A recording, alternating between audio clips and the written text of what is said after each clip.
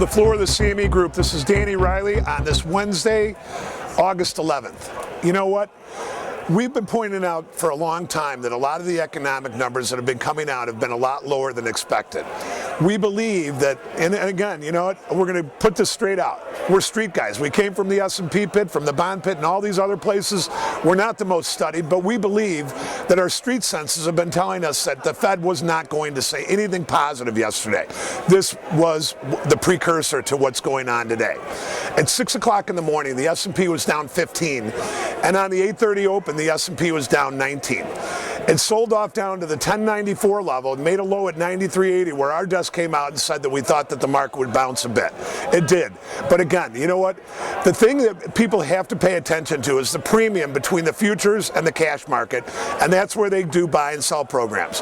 What we noticed is after the market went up a little bit, up toward the 97 level, the S&P was not expanding in premium. In other words, it was telling us that it couldn't get up enough premium to kick into any kind of buy program.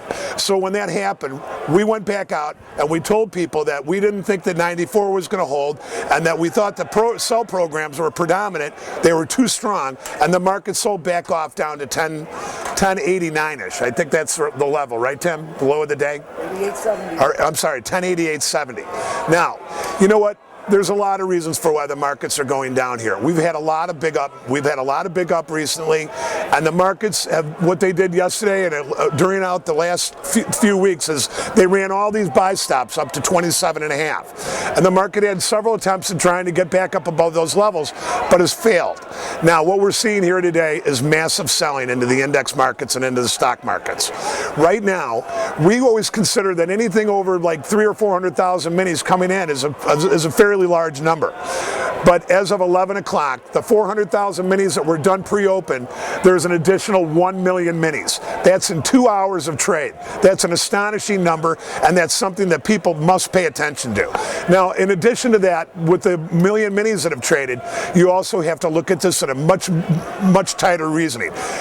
When there's a million minis and program trading makes up 60 to 70% of that, what we've got over here in the index markets right now is a giant sell program. Now what I'm going to do is I'm going to let Tim come in, because you know what?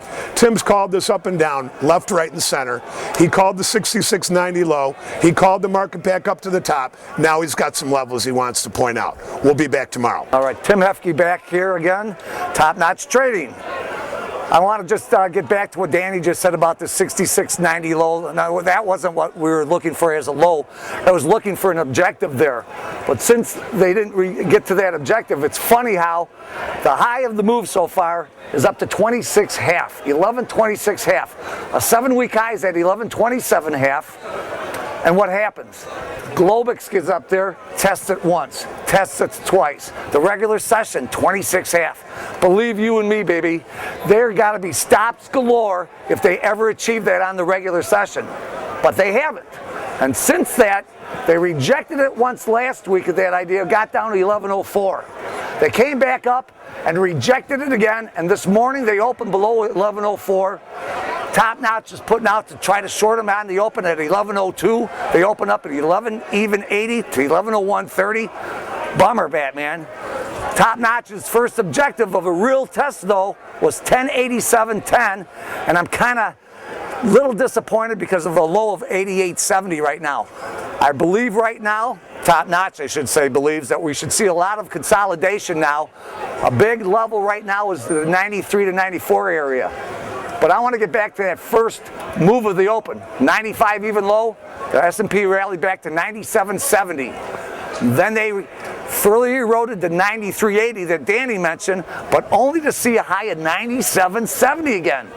Top Notch says if we see a 98 bid, we're going to go see a new attempt, I should say a further attempt up to that opening range, and then 04. Pivotal, last week's low, with a possible objective of 1120.